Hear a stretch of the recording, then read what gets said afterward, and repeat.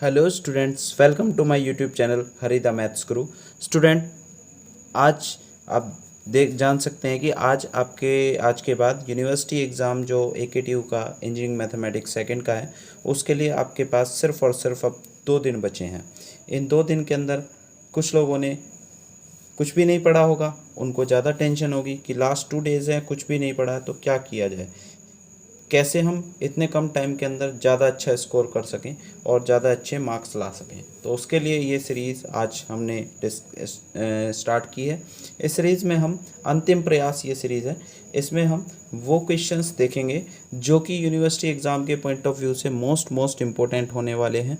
और हम अगर कम मेहनत करें और ज़्यादा स्कोर करने की कोशिश करें तो कम मेहनत में ज़्यादा स्कोर इतने कम टाइम में कैसे करेंगे वो हम डिस्कस करते हैं।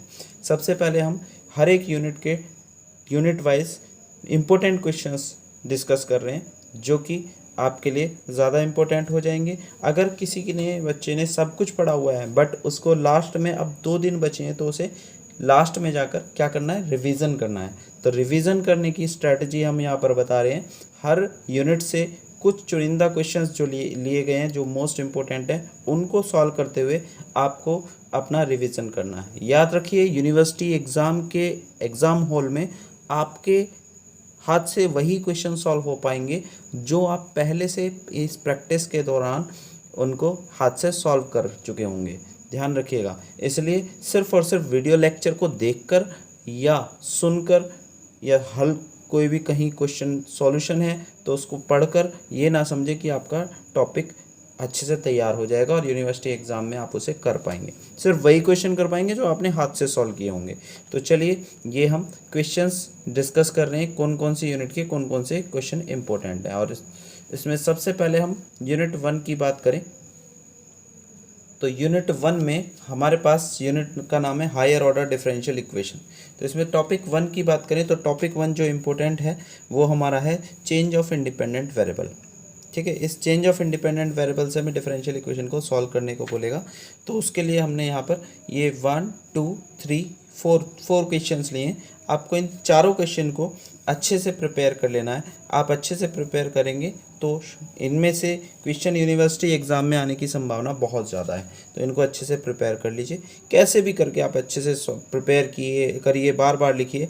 आपको अच्छे से प्रयास करना है इन्हें सॉल्व करने का। अगर फिर भी कोई दिक्कत आती है तो 1 शॉट वीडियो लेक्चर्स प्लेलिस्ट मेरे चैनल पर पड़ी हुई है, वहाँ से आप देख सकते हैं। ये टॉपिक आपको अच्छे से समझ में आ जाएगी पूरी यूनिट। अब हम टॉपिक 2 पर चलते हैं। इस यूनिट का टॉपिक 2 है जो इम्पोर्टेंट है, method of variation of parameter. तो method of variation of parameter में आपके ये 4 क्वेश्चंस हैं। इन 4 क्वेश्चंस जिसमें d²y/dx² + a²y = sec ax। ये क्वेश्चन कई बार यूनिवर्सिटी एग्जाम में आया हुआ है। यूनिवर्सिटी का फेवरेट क्वेश्चन है, देख सकते हैं 13 14 और 15 18 ईयर्स में आपका ये आया हुआ है। तो इसको अच्छे से प्रिपेयर करना है। इसी तरीके से आपका ये क्वेश्चन है d²y/dx² + 3dy/dx + 2y = e⁻x। ये क्वेश्चन भी आप देख सकते हैं, बार बार रिपीट कर रही है यूनिवर्सिटी। तो इसी तरीके से टोटल 4 क्वेश्चंस है। आप इनको अच्छे से प्रैक्टिस कीजिए, मिल जाएगा आपको यूनिवर्सिटी एग्जाम में यहाँ से क्वेश्चन। और ध्यान रखिएगा, वेरिएशन ऑफ पैरामीटर मेथड एक ऐसा टॉपिक है, यहाँ से यूनिवर्सिटी एग्जाम में 100% एक 7 मार्क्स का क्वेश्चन आपको मिलता ही मिलता है। नेक्स्ट अगर हम बात करें टॉपिक 3, तो इस यूनिट का थर्ड और लास्ट टॉपिक है जो इम्पोर्टेंट है, साइमल्टेनियस डिफरेंशियल इक्वेशन। तो साइमल्टेनियस डिफरेंशियल इक्वेशन सॉल्व करने का क्वेश्चन यूनिवर्सिटी एग्जाम में आ जाता है। तो यहाँ पर ये 4 क्वेश्चंस हैं साइमल्टेनियस डिफरेंशियल इक्वेशन के, तो इनको आपको अच्छे से प्रैक्टिस कर लेना है। तो यूनिट 2 की अगर हम बात करें, लाप्लास ट्रांसफॉर्म यूनिट है। इसमें अगर हम देखें तो टॉपिक 1 जो मोस्ट इंपॉर्टेंट हो जाता है वो है कन्वोल्यूशन थ्योरम। तो यहाँ से भी आपका 100% श्योर एक क्वेश्चन यूनिवर्सिटी एग्जाम में हमेशा बनता है। यूनिट 1 से वेरिएशन ऑफ पैरामीटर का ज़रूर बनेगा और यूनिट 2 से कन्वोल्यूशन थ्योरम का। अब यहाँ पर आपके पास 1 2 3 4 ये क्वेश्चंस हैं, बार बार यूनिवर्सिटी एग्जाम में पूछे गए ये क्वेश्चंस हैं। यहाँ पर ये वाला क्वेश्चन मैंने नीचे लिख दिया, थोड़ा सा काटा पीटी होगी, inverse Laplace of p/p² + a² का होल स्क्वायर। तो ये 4 क्वेश्चंस आपको अच्छे से प्रिपेयर कर लेने हैं। ये प्रिपेयर हो गए तो समझिए आपके कन्वोल्यूशन थ्योरम का टॉपिक कवर हो गया। यहाँ से जो भी क्वेश्चन आएगा आप आसानी से कर पाएंगे। इनको अगर आप नहीं कर पा रहे कोई भी किसी भी तरीके से, आप वीडियो लेक्चर पर जाइए कन्वोल्यूशन थ्योरम के, वहाँ पर प्लेलिस्ट में लाप्लास ट्रांसफॉर्म का एक प्लेलिस्ट में वीडियो लेक्चर पड़ा होगा, उसको आप देखेंगे तो सारी चीज़ें आपको समझ में आ जाएगी।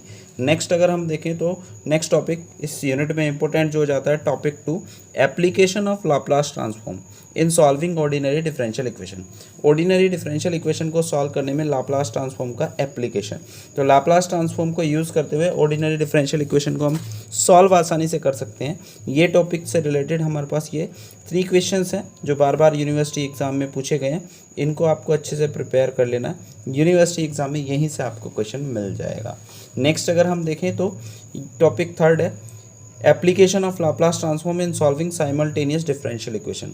तो साइमल्टेनियस डिफरेंशियल इक्वेशन को सॉल्व करने में लाप्लास ट्रांसफॉर्म का एप्लीकेशन करेंगे। तो इससे भी रिलेटेड आपका यूनिवर्सिटी एग्जाम में ये 3 क्वेश्चंस हैं, इनको आप अच्छे से प्रैक्टिस करिए, सॉल्व कीजिए और यहाँ से आपको क्वेश्चन मिल जाना है। नेक्स्ट अगर हम बात करें टॉपिक 4, लाप्लास ट्रांसफॉर्म की फाइंड करना using property of Laplace transform. तो ये आपका लाप्लास ट्रांसफॉर्म का क्वेश्चन है जिसमें आप फर्स्ट शिफ्टिंग थ्योरम भी लगाएंगे, टी की पावर एन का फार्मूला भी लगाएंगे। ऐसे ही ये टी से मल्टीप्लाई वाला क्वेश्चन है, तो ये भी आपको कर लेना है। यहाँ पर इंटीग्रल सॉल्व करना है यूजिंग लाप्लास ट्रांसफॉर्म, ये प्रूफ करना है। तो इस तरीके से ये टोटल मिलाकर लाप्लास की प्रॉपर्टी से 1 2 3 4 क्वेश्चंस हैं और ये 5 और 6 आपका यहाँ पर जो पीरियोडिक फंक्शन का लाप्लास फाइंड आउट करने के क्वेश्चंस हैं 5 और 6। तो ये टोटल 6 क्वेश्चंस हैं, आप अच्छे से प्रैक्टिस कर लेंगे, आपका लाप्लास ट्रांसफॉर्म कवर हो जाएगा इसके अंदर ही। नेक्स्ट अगर बात करें यूनिट 3 की, तो यूनिट 3 में important question sequence series unit है ये। तो इसमें आपका रेशो, ऐसे क्वेश्चन टॉपिक 1 में हम ले रहे हैं जो रेशो टेस्ट फेल होने के बाद उसमें कंपैरिजन टेस्ट लगता हो। तो ऐसे क्वेश्चन को हमने यहाँ पर डिस्कस किया है। ये आपके यहाँ पर 1 2 3 क्वेश्चंस हैं, आप इन 3 क्वेश्चंस को अच्छे से कर लेंगे तो आपका प्रिपेयर हो जाएगा रेशो टेस्ट और कंपैरिजन टेस्ट, ये दोनों अच्छे से प्रिपेयर हो जाएंगे। यहाँ से यूनिवर्सिटी एग्जाम में 7 मार्क्स का क्वेश्चन बनेगा। बच्चे कंफ्यूज होते हैं, ये कन्फ्यूज़न रहता है कि रेशो टेस्ट फेल होने के बाद कंपैरिजन टेस्ट लगाना है या रेशो टेस्ट फेल होने के बाद क्वेश्चन में राबीज लगाना है, ये कब लगना है ये कंफर्म नहीं हो पाता। तो ये क्वेश्चन टू क्वेश्चन वेरी करता है। ये कैसे पता चले कब रेशो के बाद कंपैरिजन लगाना है, कब राबी, तो इसको जानने के लिए एग्ज़ाम मंत्रा मैंने एक वीडियो डाला हुआ है, प्लेलिस्ट में जाकर देख सकते हैं, एग्ज़ाम मंत्रा 2। तो उसमें आपको देखकर क्लियर हो जाएगा कि रेशो टेस्ट फेल होने पर कंपैरिजन कब लगाते हैं और राबी कब लगाते हैं।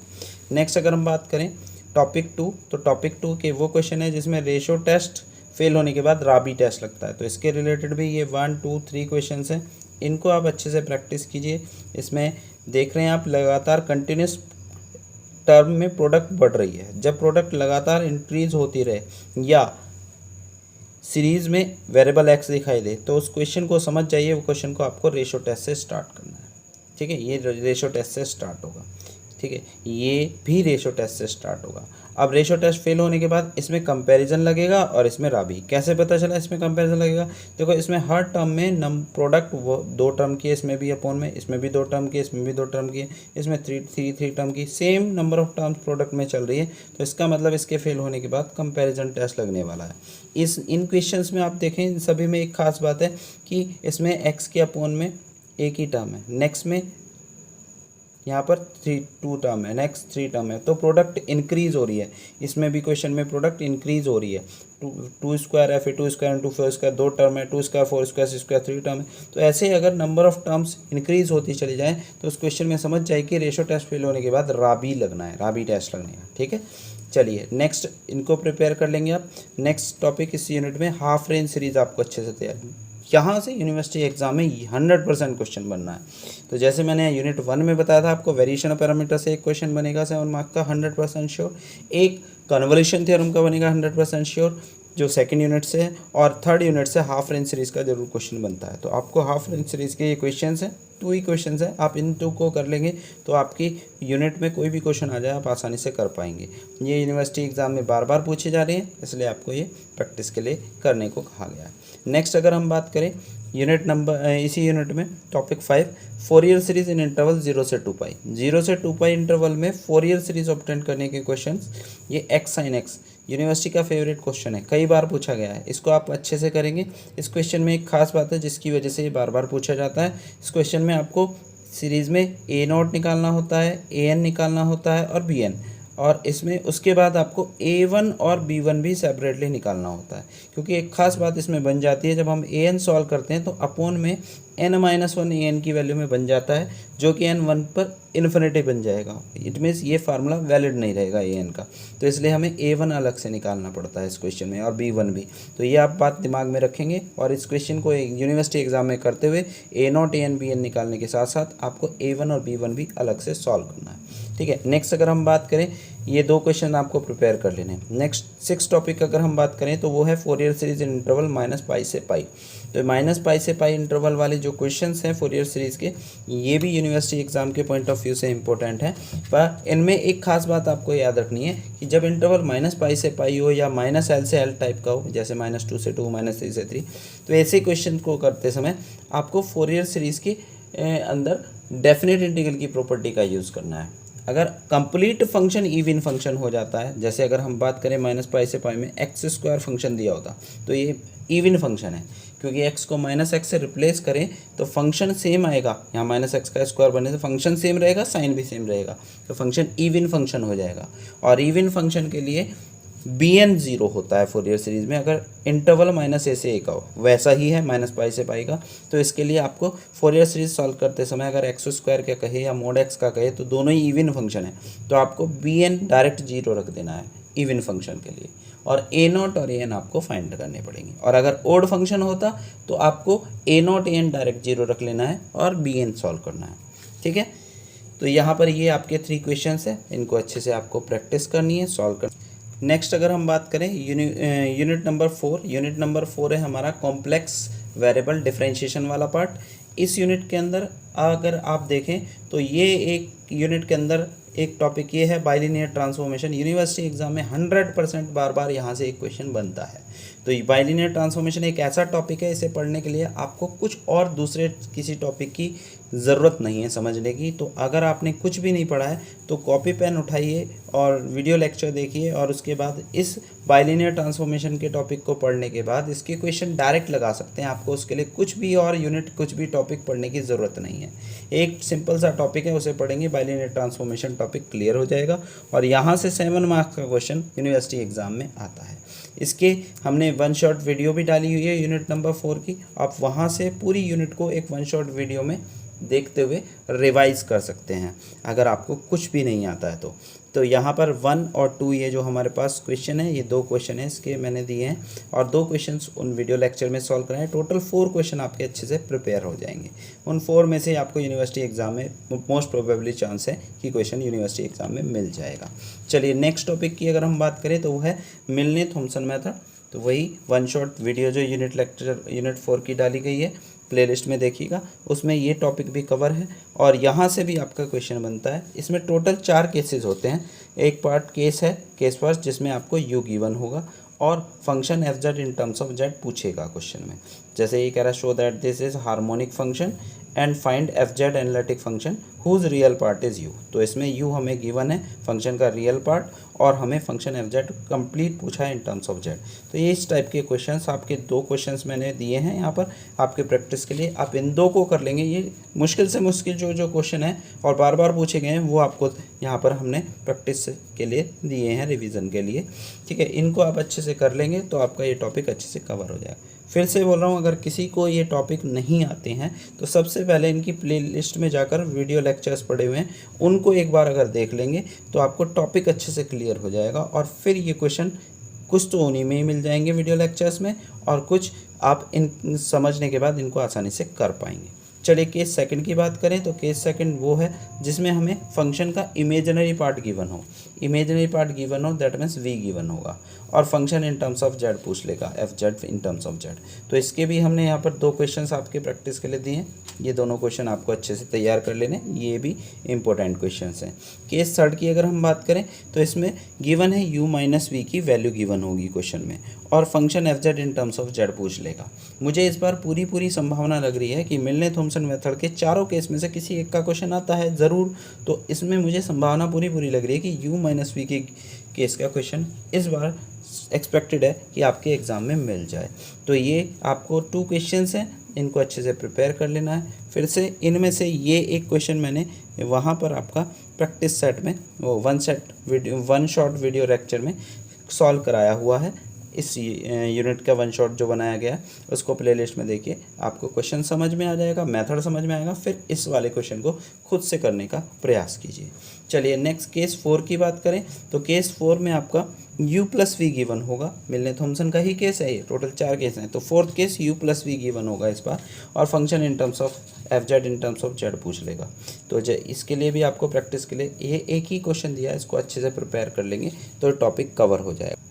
नेक्स्ट अगर हम बात करें तो यूनिट नंबर 4 के अंदर ही नेक्स्ट टॉपिक है topic 3, problem based on CR equation satisfy but function fz is not analytic. तो ऐसे क्वेश्चंस जिनमें कि फंक्शन के लिए CR इक्वेशन सेटिस्फाई दिखाने को कहेगा एंड ओरिजिन पर, और फंक्शन नॉट एनालिटिक कहेगा, तो उसके लिए ऐसे क्वेश्चंस आपके ये 2 क्वेश्चंस हैं, आप इनको अच्छे से प्रैक्टिस कर लीजिए। इनको प्रैक्टिस कर लेंगे तो कोई भी टाइप का क्वेश्चन आए आप आसानी से कर पाएंगे। ये अच्छे इंपॉर्टेंट क्वेश्चंस हैं, संभावना है यहाँ से आपको क्वेश्चन मिल सकता है यूनिवर्सिटी एग्जाम। अगर हम बात करें यूनिट नंबर 5, तो यूनिट नंबर 5 है Kochi integral formula. Cauchy integral फार्मूले की अगर हम बात करें तो कोची इंटीग्रल फार्मूला और Kochi integral theorem, Kochi integral formula for derivative, ये ऐसे टॉपिक्स हैं जिनका स्टेटमेंट भी आपको, या कोची रेजिड्यू थ्योरम, इनके आपको स्टेटमेंट याद रखने होंगे थ्योरम के। कई बार 2 मार्क्स में बस स्टेटमेंट भी पूछ लेता है, ठीक है। तो इससे कोची इंटीग्रल फार्मूले से रिलेटेड आपको ये 4 क्वेश्चंस हैं, आप अच्छे से इन्हें प्रैक्टिस कर लेंगे।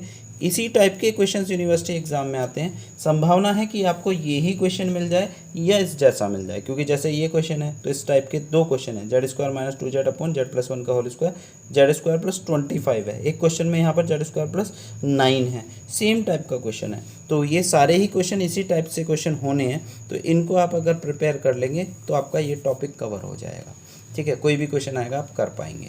चलिए नेक्स्ट टॉपिक की बात करते हैं इस यूनिट में, Kochi integral theorem. Kochi integral theorem verify करने का क्वेश्चन यूनिवर्सिटी एग्जाम में आता है, स्टेटमेंट भी पूछा जाता है, स्टेटमेंट प्लस वेरीफाई पूछ लेता है। तो कोची इंटीग्रल थ्योरम का आपका स्टेटमेंट आपको याद होना चाहिए। स्टेटमेंट सिंपल है, फंक्शन fz अगर एनालिटिक है with in and on A close contour या क्लोज कर्व C, तो फंक्शन fz का इंटीग्रल उस कर्व के अलोंग 0 होता है। तो यहाँ पर एक क्वेश्चन सिंपल एक ही क्वेश्चन दिया है मैंने, ठीक है, और भी आप प्रैक्टिस कर सकते हैं, बट मेरे को संभावना इस बार यूनिवर्सिटी एग्जाम में e⁻iz का वेरिफिकेशन करने का क्वेश्चन आने की संभावना लग रही है।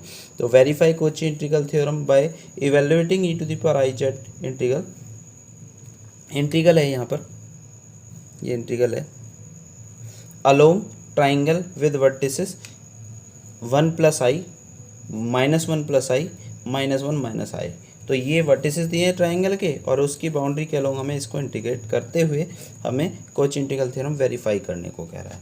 तो वेरीफाई करने में बस ये है कि कोची इंटीग्रल थ्योरम के अकॉर्डिंग, क्योंकि इसका कोई सिंगुलैरिटी तो है नहीं, सिंगुलैरिटी कैसे निकालते हैं फंक्शन की, इंटीग्रल करने से पहले हमें सबसे पहले सिंगुलैरिटी निकालनी होती है। फंक्शन क्या है यहाँ पर e⁻iz, सिंगुलैरिटी कैसे निकालते हैं, डिनोमिनेटर को 0 रखकर, और डिनोमिनेटर में तो इसमें 1 ही है, यानी कि डिनोमिनेटर कभी भी 0 नहीं हो सकता, या फंक्शन इन्फिनिटिव कभी नहीं हो सकता z की किसी फाइनाइट वैल्यू के। तो फंक्शन यहाँ पर एनालिटिक कहलाता है ऐसे केस में, जब कोई सिंगुलैरिटी ना मिले।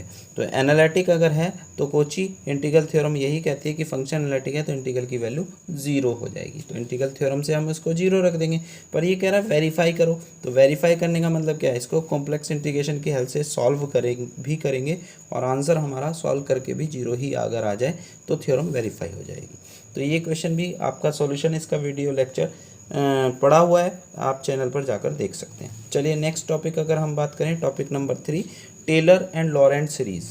टेलर एंड लॉरेंट्ज़ सीरीज़ जो है ये टॉपिक ऐसा टॉपिक है यूनिट नंबर 5 में कि यहाँ से तो 100% एक क्वेश्चन यूनिवर्सिटी एग्ज़ाम में बनेगा ही बनेगा, और इसका स्टेटमेंट आपको याद होना चाहिए टेलर सीरीज़ का, और लॉरेंट्ज़ सीरीज़ का 2 नंबर में पूछ सकता है, प्लस आपको ये क्वेश्चन करने आने चाहिए। क्वेश्चन में आपको ज़्यादा कोई बड़ी बात करनी नहीं है, क्वेश्चन सारे ही आसान है। सबसे पहले आपको जो भी फंक्शन है उसको पार्शियल फ्रैक्शन करना होता है, ठीक है, प्रॉपर फ्रैक्शन बनाने के बाद। जैसे ये वाला क्वेश्चन एक स्पेशल क्वेश्चन है, ये फंक्शन प्रॉपर नहीं है।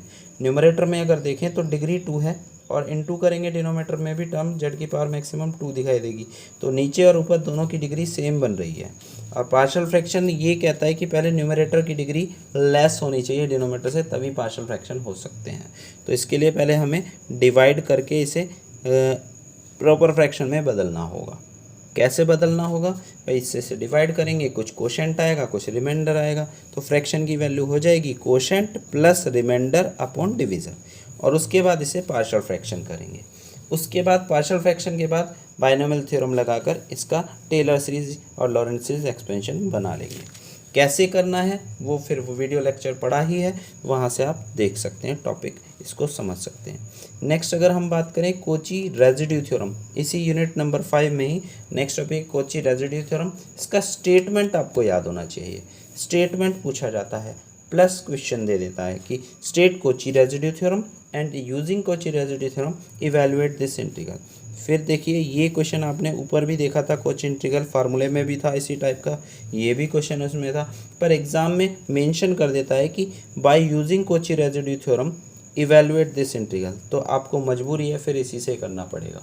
अगर कहता है कि by integral formula, Cauchy integral formula करना है, तो फिर आपको उससे करना पड़ेगा। मेथड आपको दोनों आने चाहिए। तो इस टॉपिक को जानने के लिए पहले आपको रेजिड्यू इवैल्यूएट करना आना चाहिए। ठीक है, रेजिड्यू इवैल्यूएट करना आ जाएगा तो कोची रेजिड्यू थ्योरम सिंपल सी बात कहती है कि किसी भी इंटीग्रल की वैल्यू निकालनी है तो इंटीग्रल की वैल्यू इक्वल होती है 2πi into sum of residue at pole inside the curve. तो अगर ये फंक्शन के लिए इंटीग्रल की वैल्यू निकालनी है तो पहले आपको इसके पोल निकालने होंगे, डिनोमिनेटर को 0 के इक्वल रखकर। जैसे इसका डिनोमिनेटर 0 रखेंगे तो जेड की वैल्यू -1 आएगी, -1 क्योंकि स्क्वायर है तो 2 बार आएगी, यानी कि पोल -1 आएगा कितने ऑर्डर का, 2 ऑर्डर का। और इसको 0 रखकर जेड निकालेंगे, जेड स्क्वायर प्लस 4 को 0 रखकर, तो जेड इक्वल टू ±2i आएगा, +2i और -2i, ये सिंपल पोल आएंगे। तो आपको फिर देखना है सर्कल ड्रॉ करने के बाद इनमें से कौन से पॉइंट अंदर लाई कर रहे हैं, उन पर आपको रेजिड्यू निकालना है और इसे ऐड करना है। ये क्वेश्चन मोस्ट इंपॉर्टेंट है, देख सकते हैं आप, कई बार पूछा गया है। और इम्पोर्टेंट इसलिए भी हो जाता है क्योंकि इसमें मेथड तो आसान है पर आगे जाकर थोड़ा सा कैलकुलेशन ज़्यादा हो जाती है। तो आपको इससे अच्छे से प्रैक्टिस कर लेना है। जैसे ही अच्छे से प्रैक्टिस करेंगे आपको ये क्वेश्चन दिमाग में बैठ ही जाएगा, इसका आंसर तक रट जाएगा, और फिर तो कोई दिक्कत नहीं, कैलकुलेशन थोड़ा बहुत करके आप आंसर भी इसका लिख सकते हैं। पर हाँ, ये याद रखिएगा कि प्रैक्टिस अच्छे से होनी चाहिए ये क्वेश्चन करने के लिए। इसको मैं इसलिए स्टार मार्क कर रहा हूँ कि अगर आप अपने हाथ से एक बार यूनिवर्सिटी एग्ज़ाम में करके ये नहीं जाएंगे ना, चाहे भले ही सॉल्यूशन वीडियो लेक्चर कहीं पर भी देख लें, और ये क्वेश्चंस हाथ से सॉल्व नहीं किया तो ये यूनिवर्सिटी एग्ज़ाम में होने वाला नहीं है। इसको अच्छे से खुद से बाय हैंड सॉल्व करना है कॉपी पेन लेकर। नेक्स्ट अगर हम बात करें इस वाले इंटीग्रल को, तो इसको भी आप कोची रेजिड्यू थ्योरम से कर सकते हैं। रेजिड्यू फाइंड करेंगे और कोची रेजिड्यू थ्योरम लगा देंगे, ये आसानी से हो जाएगा। अब अगर हम बात करें यहाँ पर कि एप्लीकेशन ऑफ रेजिड्यू थ्योरम, ये लास्ट टॉपिक है इस यूनिट का। इस टॉपिक के अंदर आपको रेजिड्यू थ्योरम को अप्लाई करते हुए रियल इंटीग्रल की वैल्यू निकालनी है। ये इसका एप्लीकेशन है कोची रेजिड्यू थ्योरम का कि इसकी हेल्प से हम रियल इंटीग्रल की वैल्यू भी निकाल सकते हैं। तो ये क्वेश्चन है, जैसे ये फर्स्ट टाइप वो प्रॉब्लम है जो साइन और कॉस की फॉर्म में हो, ठीक है, कंटूर इंटीग्रल जो circle mod Z equal to 1 के लॉन्ग सॉल्व होंगे। तो ये 3 क्वेश्चंस हैं, आप इसके प्रैक्टिस कर सकते हैं। ये अगर आप क्वेश्चन कर लिया ना तो इसी की जैसे कई सारे क्वेश्चन हैं, 0 से 2π डी थीटा अपॉन, या 5 + 4 साइन थीटा है, 5 + 4 कोस थीटा है, 2 - कोस थीटा है। तो सेम प्रोसेस सेम है, बस डेटा ए और बी की वैल्यू बदल रही है। तो इस एक क्वेश्चन को कर लेंगे, आपके सारे क्वेश्चन हो जाएंगे। यही सेम क्वेश्चन आपका यूनिवर्सिटी एग्जाम में 2010 और 17 में पूछा गया है ना। और ये भी क्वेश्चन आपको अच्छे से तैयार कर लेना। मुझे संभावना इस बार लग रही है, पॉसिबिलिटी, कि आपको ये क्वेश्चन नंबर 2 या 3 में से एक क्वेश्चन यूनिवर्सिटी एग्जाम में मिल जाएगा। मेरी सलाह ये है आप इन तीनों को क्वेश्चन को अच्छे से प्रिपेयर कर लें। सिर्फ इन 3 क्वेश्चन को कर लेंगे ना तो इससे रिलेटेड कोई भी क्वेश्चन आ जाए आप सारे कर पाएंगे। फिर वही बात, अगर समझ ना आए तो वीडियो लेक्चर पढ़े हैं, चैनल पर जाकर आप वहाँ से क्वेश्चन समझ कर सकते हैं, ठीक है। नेक्स्ट ध्यान रहे पर करने अपने हाथ से हैं। जब तक अपने हाथ से सॉल्व नहीं कर लेंगे एग्ज़ाम में क्वेश्चन होने वाले नहीं हैं, ठीक है। मैथ्स प्रैक्टिस मांगता है। अभी भी ज़्यादा टाइम गवाया आपने नहीं है, अभी भी टाइम है, ये 2 दिन है। आप टेंशन ना लीजिए, टेंशन लिए बिना इनको क्वेश्चंस को करने का प्रयास कीजिए। मिनिमम अगर ये पोर्शन आप कर लेते हैं तो आपको आराम से यूनिवर्सिटी एग्ज़ाम में 65% तक का तो मिल ही जाएगा, अगर आप टॉपिक इसमें से छोड़ कर भी करते हैं। और अगर सारे करते हैं तो आपको आराम से यूनिवर्सिटी एग्ज़ाम में 100 मार्क्स का यानी कि 100% यानी कि 70 मार्क्स का पूरा पेपर इसमें से मिल जाएगा। 70 तो नहीं करता क्योंकि सेक्शन ए भी आता है, सेक्शन ए के क्वेश्चन नहीं हैं इसमें। ये जो टॉपिक कवर करा है हमने, इसमें आपको सिर्फ और सिर्फ 7 मार्क्स के क्वेश्चन मिलेंगे। 7 मार्क्स के क्वेश्चन मतलब वो क्वेश्चन जो सेक्शन बी और सेक्शन सी में होंगे। सेक्शन ए के लिए एक सेपरेट वीडियो में लाऊंगा, जिसमें सेक्शन ए में कौन से यानी कि 2 मार्क्स के कौन कौन से क्वेश्चन कहाँ से बनने की संभावना है, पॉसिबिलिटी है, वो अगर एक अलग एक वीडियो लेक्चर में आपके साथ डिस्कस करूँगा। ठीक है, अब हम जान लेते हैं कि अगर किसी ने बिल्कुल भी आज तक नहीं पढ़ा है तो वो अब प्रिपरेशन कैसे करे। तो आप देखिए यहाँ पर स्ट्रेटजी उनके लिए जो बिल्कुल भी आज तक कुछ नहीं पढ़े हैं, तो उनके पास अब बिल्कुल भी टाइम नहीं है, अब सिर्फ 2 दिन बचे हैं। पर हाँ, घबराने की ज़रूरत नहीं है, क्योंकि ये याद रखिएगा कि हौसले अगर बुलंद होते हैं तो मुश्किल से मुश्किल जंग भी जीती जा सकती है। ठीक है, तो आप अपने हौसले बुलंद रखिए, इन 2 दिन में भी आप बहुत कुछ कर सकते हैं। ठीक है, बस ये है कि आप को पूरा दिन लगातार पढ़ना पड़ेगा। लगातार भी नहीं, कम से कम 12 घंटे तो पढ़ना ही पड़ेगा। अगर आप 12 घंटे के आसपास दोनों दिन पढ़ लेते हैं, 12-12 24 घंटे, तो भी आप आराम से यूनिवर्सिटी एग्ज़ाम में 70 का यूनिवर्सिटी एग्ज़ाम का क्वेश्चन पेपर है, अप्रोक्स आप 55-50 तक की प्रिपरेशन कर पाएंगे। ठीक है, तो आसानी से कर पाएंगे। बस जो मैं बता रहा हूँ उसको फॉलो कीजिएगा। 50 मार्क्स का है ये पोर्शन जो हम डिस्कस कर रहे हैं। यूनिट 1 आपने कुछ भी प्रिपेयर नहीं किया, मान लीजिए अगर आपने कुछ भी प्रिपेयर नहीं किया तो आप सिंपल सा काम कीजिए। यूनिट 1 में जो कि डिफरेंशियल इक्वेशन वाली यूनिट है, इसमें सिर्फ आप 2 टॉपिक कवर कर लीजिए। चेंज ऑफ वेरिएबल, मेथड से डिफरेंशियल इक्वेशन का solution, change of independent variable है ना, और दूसरा वेरिएशन ऑफ पैरामीटर, क्योंकि यहाँ से यूनिवर्सिटी एग्ज़ाम में 100% इससे तो क्वेश्चन मिल ही जाएगा आपको। ठीक है, इसके क्वेश्चन जो आपको दिए हैं उनको अच्छे से प्रिपेयर कर लेना, उनमें से क्वेश्चन मिलने की संभावना पूरी है। ये ध्यान रखिए, वेरिएशन ऑफ पैरामीटर मेथड तभी तैयार मानिएगा जब दिए हुए क्वेश्चंस को आप हर एक को हाथ से सॉल्व करने, क्योंकि इसमें ये क्वेश्चन आता तो ज़रूर है यूनिवर्सिटी एग्ज़ाम में, पर दिक्कत क्या आती है, इंटीग्रेशन करने में बच्चे फंस जाते हैं। ठीक है, तो आप अच्छे से पहले क्या कीजिए, उन क्वेश्चंस को जिनमें इंटीग्रेशन फंस रहे हैं, उनके इंटीग्रेशन को क्वेश्चन करने के बाद बार 2-3 बार खुद से करने की कोशिश कीजिए, जिससे कि प्रैक्टिस हो जाए अच्छे से, वो इंटीग्रेशन फिर दिक्कत ना करे। नेक्स्ट अगर हम बात करें यूनिट 2 में, आप कुछ भी ज़्यादा नहीं पढ़ रहे हैं तो सिर्फ कॉन्वोल्यूशन थ्योरम का स्टेटमेंट प्लस उसका क्वेश्चन करना। जो 4 क्वेश्चन शायद मैंने दिए हैं कन्वोल्यूशन थ्योरम के सेट में, उन चारों क्वेश्चन को आप अगर कर लोगे तो आप कन्वोल्यूशन थ्योरम के सारे क्वेश्चन कर पाएंगे। उनको अच्छे से प्रैक्टिस कर लेना है, बस कैसे भी करके उनको प्रैक्टिस कर लेना है, बार लिख कर लीजिए, समझ कर लीजिए, जैसे भी कर लीजिए।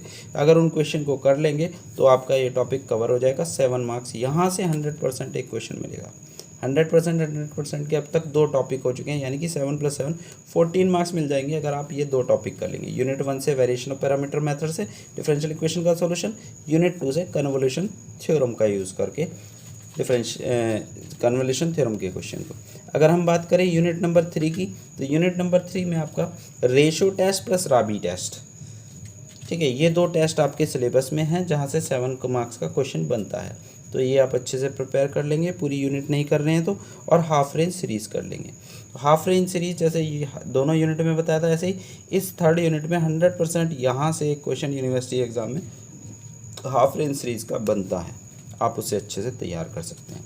यूनिट 4 की बात करें तो यूनिट 4 में बाइलिनियर ट्रांसफॉर्मेशन, ये वो टॉपिक है, एक छोटा सा टॉपिक है जिसको आप पढ़ेंगे। छोटा सा एक फार्मूला है, उसको फार्मूले को अप्लाई करेंगे, सारे क्वेश्चन होते चले जाएंगे। बस आप जो क्वेश्चन यहाँ पर दिए हैं इसके प्रैक्टिस के लिए, उन 2 क्वेश्चन को प्रैक्टिस कर लीजिए, सारे क्वेश्चन हो जाएंगे। तो ये वो टॉपिक है जहाँ से यूनिवर्सिटी एग्ज़ाम में 100% एक क्वेश्चन बनता ही बनता है। नेक्स्ट अगर बात करें मिलने थॉमसन मेथड, इसका भी क्वेश्चन आपको प्रैक्टिस कर लेने हैं, और ये भी 100% यहाँ से क्वेश्चन बनता है। ठीक है, CR इक्वेशन सेटिस्फाई हो और ओरिजिन पर, और function not analytic at origin proof करना हो, ऐसा क्वेश्चन यूनिवर्सिटी एग्जाम में एक 100% मिल जाता है। तो 7 + 7 इस यूनिट से 2 क्वेश्चन 7 के मिलेंगे, यानी कि 14 मार्क्स का मिल ही जाएगा आपको। नेक्स्ट अगर हम बात करें यूनिट नंबर 5, यूनिट नंबर 5 में आप कुछ और नहीं कर सकते तो टेलर सीरीज़ ज़रूर कर लें, टेलर एंड लॉरेंट सीरीज़। छोटा सा टॉपिक है, जैसे बाइलिनियर था, बस एक फार्मूला है, उसको अप्लाई करेंगे बाइनोमियल सीरीज़ का फार्मूला, और यहाँ पर आपका टेलर सीरीज़ का क्वेश्चन आसानी से हो जाएगा 7 मार्क्स का। ठीक है, और ये तीनों थ्योरम के आपके क्वेश्चन फार्मूले स्टेटमेंट तो ज़रूर याद हो, प्लस क्वेश्चन आपका यूनिवर्सिटी एग्ज़ाम में आता ही है। अगर इतना आप कर लेते हैं तो आपको यूनिवर्सिटी एग्ज़ाम में कोई नहीं रोक सकता 55 या 50 के आसपास स्कोर लाने से।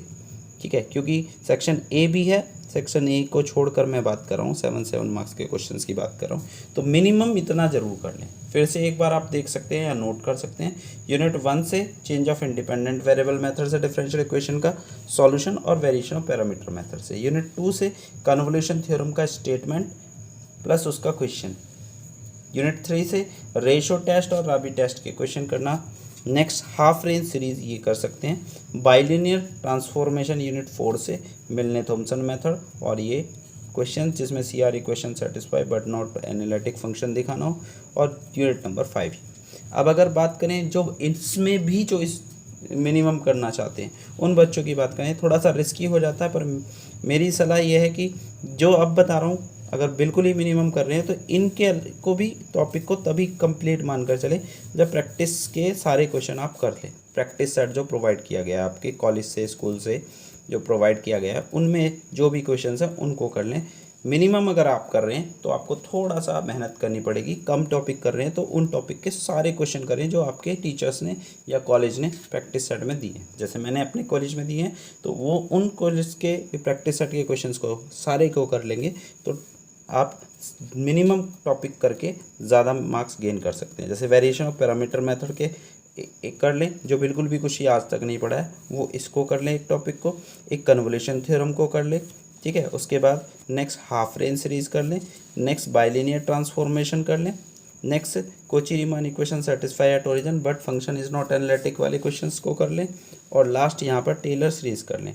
ठीक है, हो सके तो इन तीनों थ्योरम के स्टेटमेंट को याद कर लें। क्वेश्चन वैसे इनके बहुत आसान होते हैं, अगर आप इनको करना चाहिए तो वो भी कर सकते हैं। तो इस तरीके से मिनिमम एफर्ट के साथ आप ज़्यादा यहाँ पर गेन कर सकते हैं। ठीक है, तो घबराने की कोई ज़रूरत नहीं है। ठीक है, ज़्यादा समय नहीं है, कोई बात नहीं, पर आपके पास हौसला तो है। अगर आप अपने हौसले को बुलंद रखेंगे तो इस इतने 2 दिन के अंदर भी आप इतना अच्छे से कर सकते हैं कि बहुत से जो पूरे पूरे साल लगे थे, पूरे पूरे दिन लगे थे, उनको भी आप बीट करके आगे निकल सकते हैं। क्योंकि कुछ स्टूडेंट होते हैं, बैक बेंचर्स होते हैं, रेगुलर क्लास में नहीं आते हैं, पर लास्ट टाइम में इतनी मेहनत कर लेते हैं कि वो उनके इक्वली मार्क्स ले आते हैं। तो आप उनके इक्वल मार्क्स लाने की कैपेबिलिटी रखते हैं, इसलिए प्रैक्टिस करें।